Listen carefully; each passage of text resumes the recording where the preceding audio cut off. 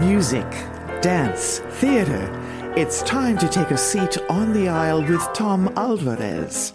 Hear from performers, producers, presenters, and creators who enrich our lives in the performing arts. Who's on stage? Here is Tom Alvarez to introduce you. Hello, and welcome to On the Aisle with me, Tom Alvarez. My guest on today's episode is Broadway star, concert headliner, and recording artist Ashley Brown. Join me now as I go on the aisle for a conversation with Ashley.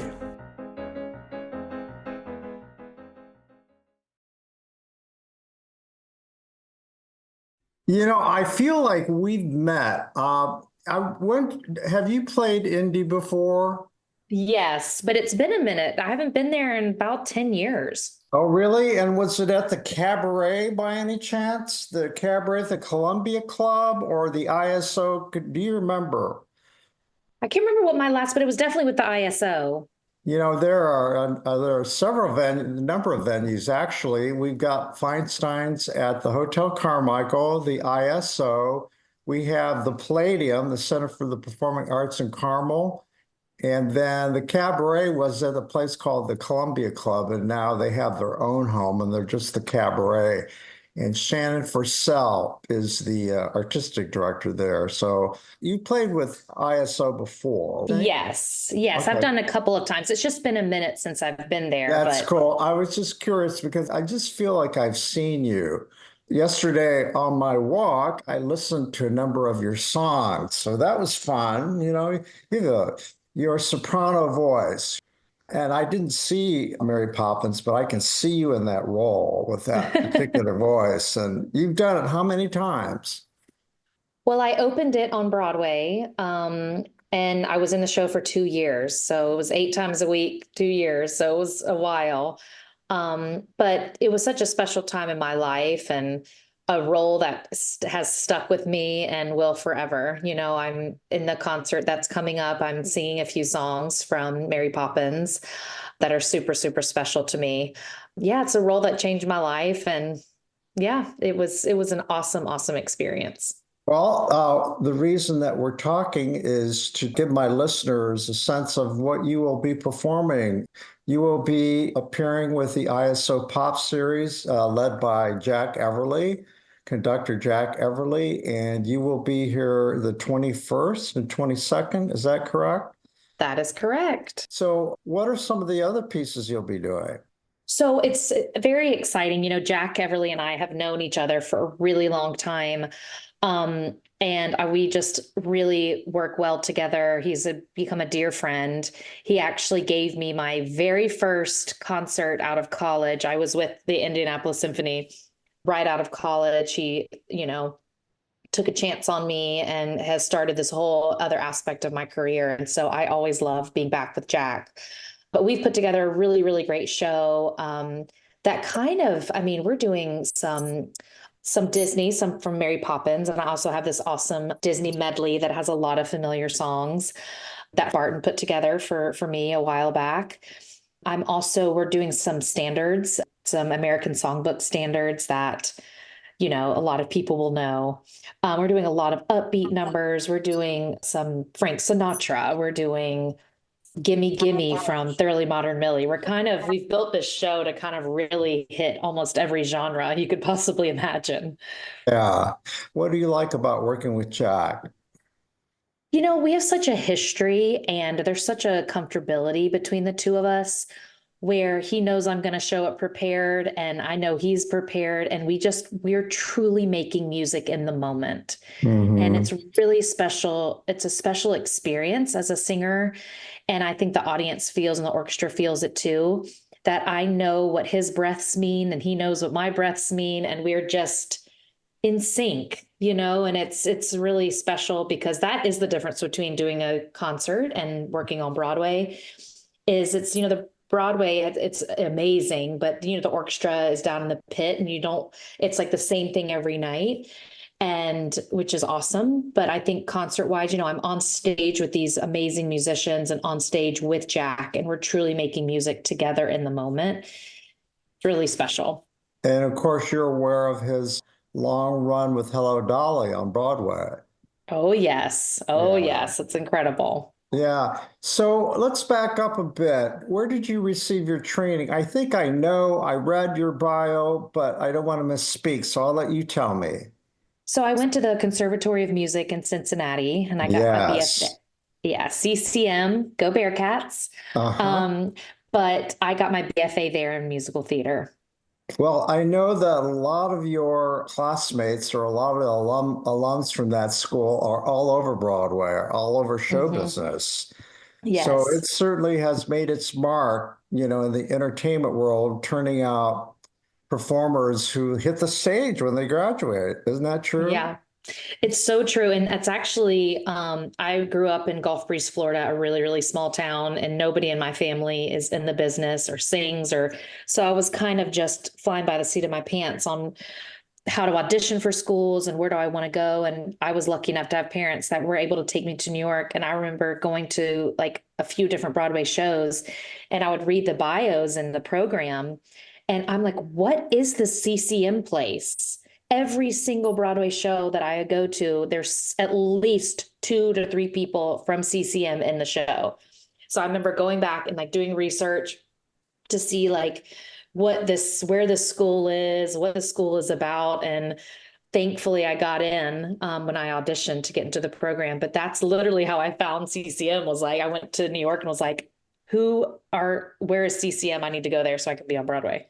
I'm also a critic, and I always, of course, read the programs for research, and I see that school in so many credits, particularly all the Broadway shows that come into town. Did Mary Poppins ever tour here in Indy? Were you in that touring company or a touring company?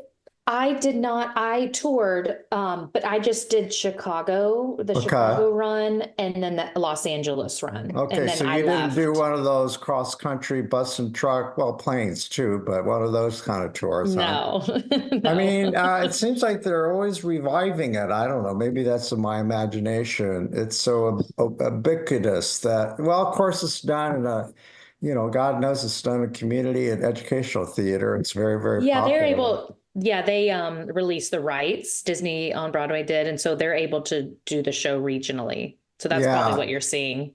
So, what was it like? What was Cincinnati like? What was college like living in Cincy?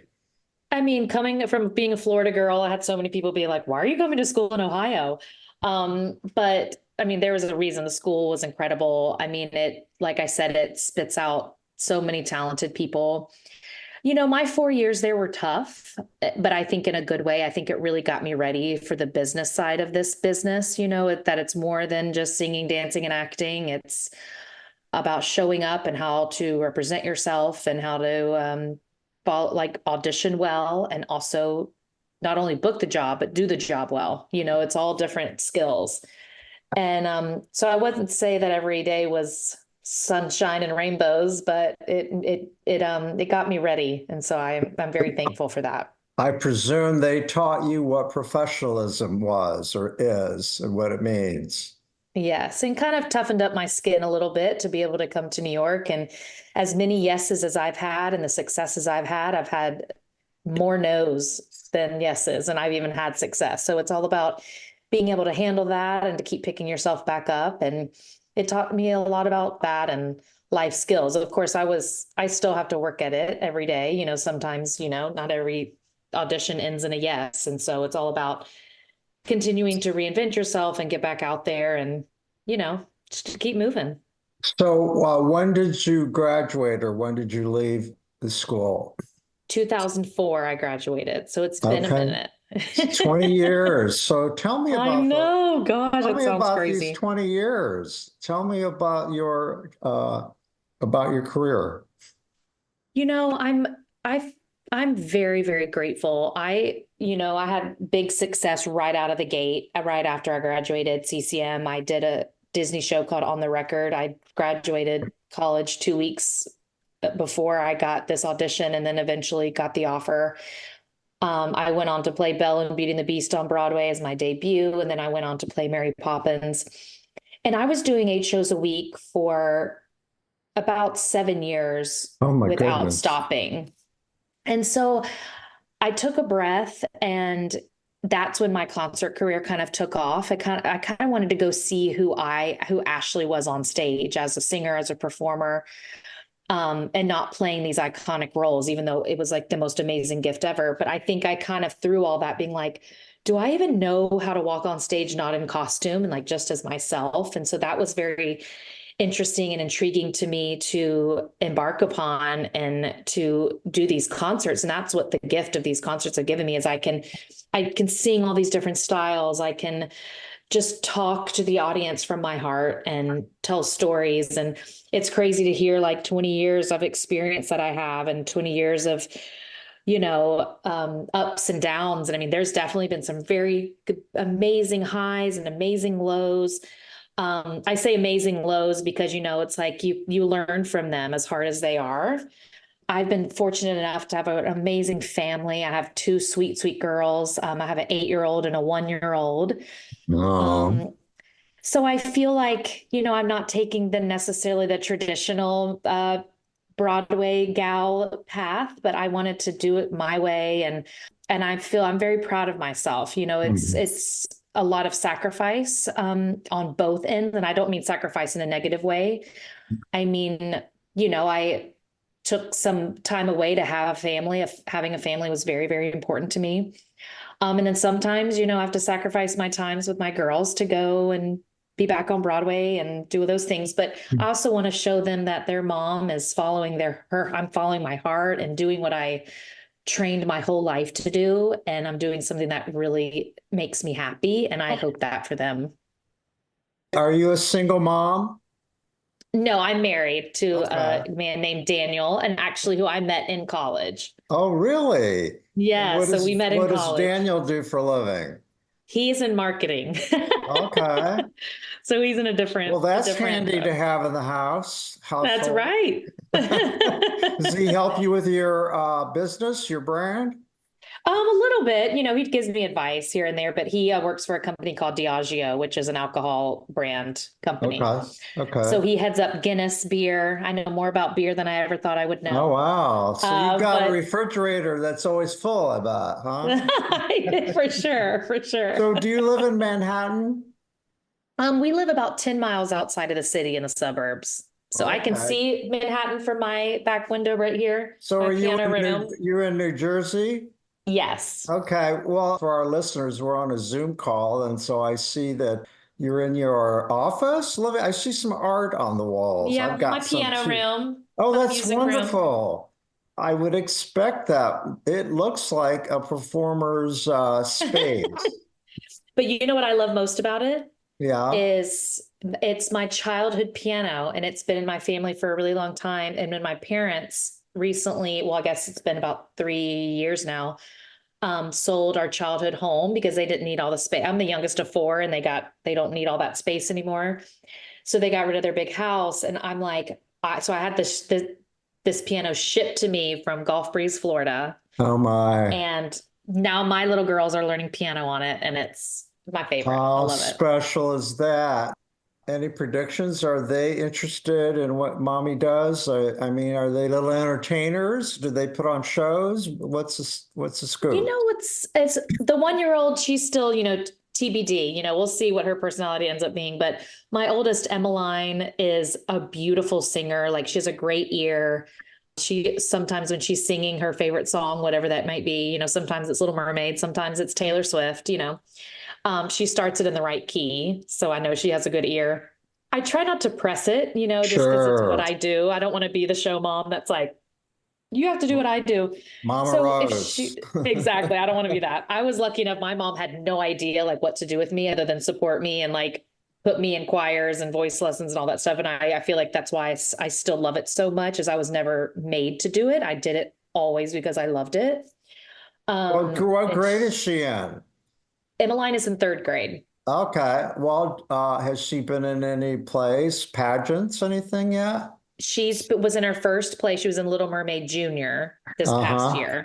So she enjoys it, but she's a little shy. She's not Okay. like, watch me perform. Everybody sit down. Okay. So, but that's okay. Sometimes performers are shy at home, but we'll see. She says she wants Yeah. to be a singer, but whenever I like say, do you want to do a musical theater class? Do you want to do this? She's like, Mhm. no. And I was like, okay. So I'm Do just you following do her you lead.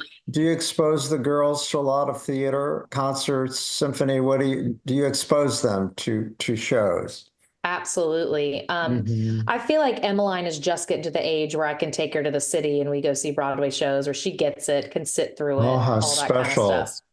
How So it's special. been really cool. The past like couple of years, I've been, I don't like take them too soon. It's just too much. It's too much work. They're not like really like taking it in. And I've been a performer on stage when people bring kids a little too young to sit for 3 hours. Oh yeah. I've Well, been on the other especially side of that. especially Mary Poppins. I'm sure you heard your share of audience participation.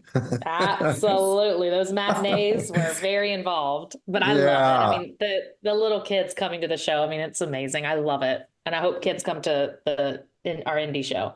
What was it like growing up in Florida? I loved it. It was near, I lived like on a beach, like my backyard was sand. Went to Well, school where's that? there. Where's your hometown located, by the way, in Florida? It's the northwest part of Florida. It's the Gulf Breeze. It's near Pensacola. Okay. So Okay. right on the panhandle. So we're like 30 minutes from Alabama. It's really like Okay. right on the cusp. Yeah. So I loved my childhood. I loved living on the beach, and it was a very like laid back, easygoing community. And they are still so supportive of me. And I had a great childhood and have great Yeah. memories of that. Well, the closest beach to you is like Long Island, right? Or is it something close to New Jersey? Well, New Jersey has coast, Yeah, they doesn't have it? It's not the same. The sand is not quite as white, as pearly Okay. white. Yeah. But Asbury Park is probably the closest. Yeah. Isn't that Um, one of those boardwalk communities? Okay. yeah. Isn't that Hmm. where the boss is from or around Yeah, there? I think so. Yeah. I'm really interested. I just talked to a colleague of yours. I interviewed her last week, and she was talking about you have similarities. Melissa Errico, are you familiar Oh with Melissa? yeah.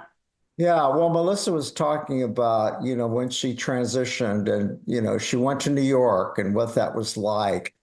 And I think there's a Sondheim song about that very topic that she included in our show that describes New York. And I'm sure you're familiar with it. And then she spoke about, like so many people like you and her and other performers who trained and dreamed to be on the New York stage and what it was like to finally get there and you're living your dream and all of that. Did you go through that kind of?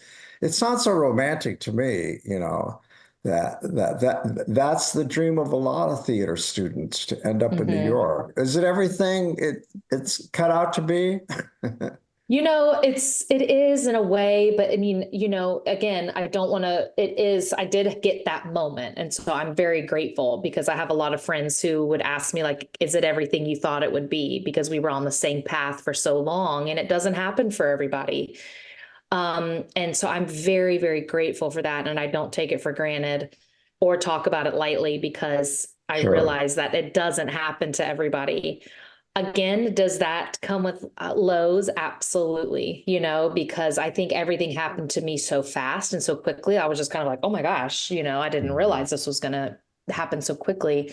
And so you can't stay on top forever, so there's some dips and just being able to, because I think in college they talk to you so much about how you're never going to work and it's really, really hard. And then you work and you work and you work and you work and you're like, wait, I wasn't taught the skills to handle the lows, you know, like to be able to do that. And but again, I think it's all about growing up. And I think no matter what business you're in, it's about, handling how you handle the good days and the bad days. And my rule for anybody out there going through, you know, is I give myself, it took me a while to find my true like equation of picking myself back up. I give myself one day to be mad, sad, angry, or whatever my feelings are about not getting apart.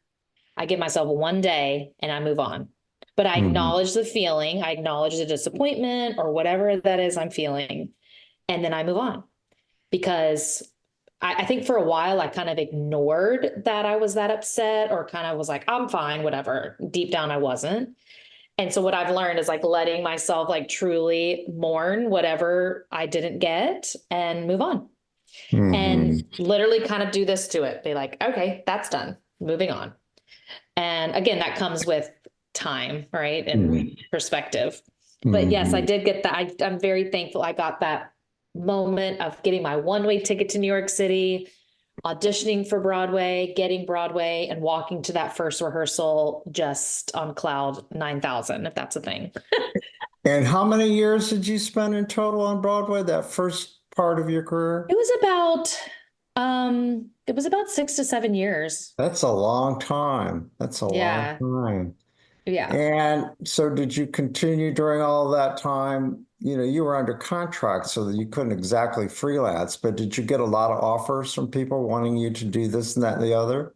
Yeah, I mean, especially the second year of Mary Poppins, after shows open and you renegotiate, I was able to get out. And honestly, too, all the producers at Disney, they wanted me to like do other things too. Oh, they It's did? like, Okay, so it wasn't so they just were that supportive gig. of, yeah, they were supportive of me like leaving to do my solo shows in different places. And, Hmm. um, You I mean, said it's good for them too. you said that you did concerts, but did that also include cabaret, small houses? Yeah, sometimes, but Hmm. mostly I've done the Feinsteins and the 54 Below and all that in the city, but I really enjoy the orchestra work so much better. I mean, Yeah, I love all of any aspect of performing, but if I had to choose, I really do love being with orchestras. yeah. How about any adventures in television or film? Any projects that you were in? A little bit. I enjoy it, and that's part of by our business is, TV, film, Broadway. But it's really hard for me to get away from music. It's hard for me to do something where I'm not singing. I mean, I'm open to Yeah, it. yeah. I'm open to it, So but you that never, singing's my bread and butter for sure. yeah, you've never done a straight play then? Nope. No. Any interest? Yeah, absolutely. But Yeah, I how think you I think Audra McDonald, she's a singer and doesn't she does plays, does she not? Oh yeah. Yes, Yeah. Audra can do no wrong. Audra can do whatever she wants. Yeah. She can do no So wrong. I asked you if you know Melissa, and you know, I've been interviewing performers for a long time, and I'm always intrigued about the whole networking process because you all know each other personally, or you know of each other because it's your business to Hmm. kind of know that. So, do you have a lot of showbiz friends? I do. I feel like, I feel like I'm a good happy medium. So it's kind of like I have great friends in the theater, and I think, only when you're in it like we are, do you really understand it. You can talk to people who aren't in the business till you're blue in the face, but like to have those people Yeah, that do what I do, and like we can, talk about the highs and lows of 8 shows a week, the highs and lows of booking a role or not booking a role, or, just like what we do. sure. And but again, I also have a lot of like our couple friends, like me and my husband's couple friends, like we're great friends with some of our neighbors, and everybody does something different. Yeah. So as you can see, I kind of like to I guess I don't know if normal is the correct word, normal in quotes. I kind of like my theater life, and then I kind of have like my kids and I kind of have it's almost a Well, double life in a way. it sounds to me like you have it all. You have the best from Oh. all different kind of worlds. Well, that is truly my dream is to, to have it all, to do it all well. And Or um, in other words, you know, I heard it this morning. I never get tired. And you know, being a writer, I also love wordcraft, wordsmithing, and you know, embarrassment of riches. I overuse that because, but I love it. It expresses so many things. You know, an mhm. embarrassment of riches. Does that describe your life in a way? I mean, I You feel got the grateful children, for you what I got the have. career, you got the husband, you got the family. I mean, you got a home. I mean, wow, what more could you ask for? I'm very, very grateful, but it's not always rainbows and, Yeah, it's like, of course, like anybody's life is, it's like, you have the Instagram life and then you have real life. I mean, there's definitely real yeah, life moments that I have all the yeah. time. Do But you I'm have very grateful for what I in have. in your career, do you have like a team or people? I do. I have an agent and a management. Hmm. manager. My agent's more does my Broadway and TV and film auditions and bookings and negotiations. And then my manager, he does more of my well, they do, it's a not just one, but they do all my concerts and bookings for symphonies and cabaret and all my albums. And they also just kind of oversee my travel, my life. They keep me in order. Yeah, They manage me. well, I contacted you directly or through the ISO, so you don't have a publicist, right? No, I do not have a publicist. Okay, so you do that yourself.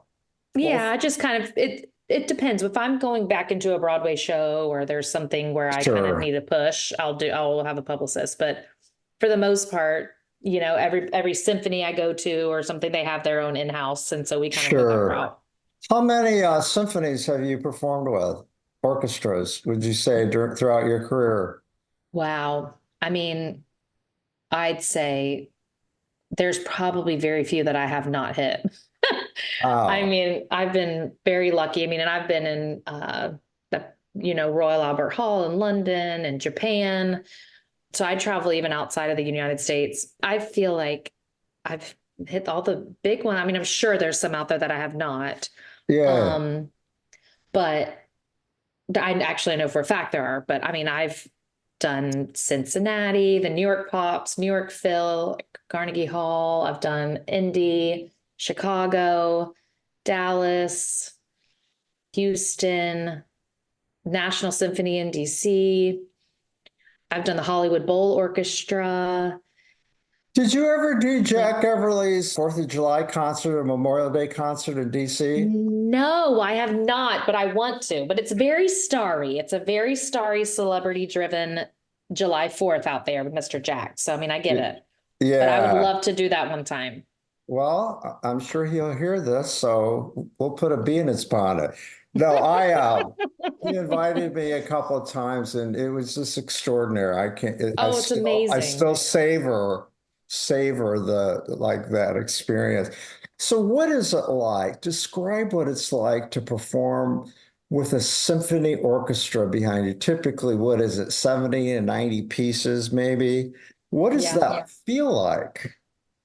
It's really amazing, especially when you have a conductor like Jack, who is such a great listener and a great leader. And I always say that each orchestra has their own personality, and you can like feel it as a whole, like when you walk in and share the stage with them. But he's very respected by every symphony he conducts, and you can feel it with how they play. But I always say it's kind of like this. It's like singing in front of a symphony or with a symphony, I guess I would rather say, is it's kind of like you're on a train and the train is going really, really fast. So you either jump on and you drive that train as the singer, or you'll get run over. So they follow you. I mean, again, but it's a give and take music, right? It's Sure. kind of sometimes it's my turn to listen to them. Sometimes it's Yes. their turn to listen to me. And so I'm not a singer like, come with me or else. Okay. I really want to be in the And moment and so make and so music. Jack expedites that. Oh, absolutely. And, Okay. it's kind of like we want the entrances to be clean and the cutoffs to be clean. And sometimes that means I have to listen to them and they have Yeah. to listen to me. I don't like being the singer or singers just come with me or else. It's a give and take. And that's what I feel the beauty of music is. Well, I don't know how you're not intimidated, but you get used to it for as long as you've done it. But what was it like the first couple times? You remember? Oh, I do remember. And I don't know if Jack even remembers the story, but I remember when I first performed the symphony, I was having a lot of trouble like finding my entrances. And to when I started singing, and it like really stressed me out because I feel like I read music really well. I listen, I'm a good musician. And I was like, I don't understand why I'm not hearing my entrance. And he said, remember, in a symphony, the piano is not always who's giving you the melody. Because, it's like when you're playing with just a piano or a small band, the piano is the lead. And sometimes the violin gives you your entrance, or the brass, or the cello or, and so I've learned, and once I learned that, I know that sounds like so simple, but once I realized that, that helped me moving forward. I kind of know what instrument for each song is the lead and the kind of like what is going to be most helpful to me. Hmm. Um, and you kind of, and how I learned in that moment too, that your approach to learning music with a symphony is very different than just a piano, bass, and drums. It's very different. I know it sounds obvious, but to a singer's ear, I just had to kind of relearn how I learn music. Um, but that I also find when I'm with a symphony and on stage, it's weird, but I find such calm and peace. There's times when I'm nervous, of course, especially if I'm feeling I could have prepared more or wish I had more time or this, that, and the other. I'm more nervous than not, but I really find a sense of calm when I'm out there, which I know sounds crazy. Oh, that Mm. I hear that sometimes, and what a gift. That's truly a gift. Thank you. Yeah, I So, take it as one. and so tell me what it's like. Is there such a thing of feeding off the energy of the audience, and are they all different, as they say? Absolutely. They are all different. I can feel when the audience is with me and I can feel when I lose them. And I How do can you know you've feel lost some? Tell me about that. there's just kind of a separation. There's kind of when maybe, I don't know, it's hard to explain. It's kind of like I feel like they're not like with me. They're not like, I feel like a little alone. Like I feel like they're not responding, or maybe we did too many ballads in a row and people are checking out. But I feel like I'm very like weird energy person like that. I can Well, feel it pretty these days quickly. it may have to do with the fact that they're on their cell phone. And then there's that. And everyone's attention spans are about, a lot less than they used to be. Oh, isn't that the case? Being a critic, I attend a lot of performances, and yeah, it's hard to maintain their interest. It Again, sure is. I don't know why it's never going to happen where they make people check their cell phones, but that's a big problem for me. I see it a lot. Have you ever had a phone go off in your concerts? Oh, yes, And how do you absolutely. hand, do what Patty LaPone does? Shame them and yell at them? No, I don't have enough street cred to pull off what Patty can do. Yeah, but But there was, don't you want to sometime when you're in the middle of this passage and all of a sudden you hear some obnoxious cell phone go off? yes. The only time I've actually did call it out one time is there was a song that I was about to start a cappella, which means with no music. Oh yeah. Um, and I basically got my note from the previous song and it was in my head and someone's phone went off and it completely threw my ear and my attention and all the things. And I was like, I basically made a big joke about it and Mhm. was like, sir, your phone ring was not in the key of E flat. So now I said, now I was Perfect. about to start this song in E flat, but now I'm going to need my pianist to give me my bell tone to restart. So I kind of made a moment. The audience laughed, because it's like that's also part of my job, right? Is to make the audience feel safe, Sure. feel taken care of, and they Sure. know I'm okay and not panicked. And because I mean, that's something that's come also with experience, is I'm able to, well, I try, hopefully, it's like in the moment, Sure. you're hoping your brain and everything and your words and everything can come up with something clever and charming, but sometimes it's successful, sometimes it's not. Um, is to take care of them, and so if they know I'm okay and not panicked, then they're not panicked, and so I feel like that's part of my job as well as the host and singer. Yeah.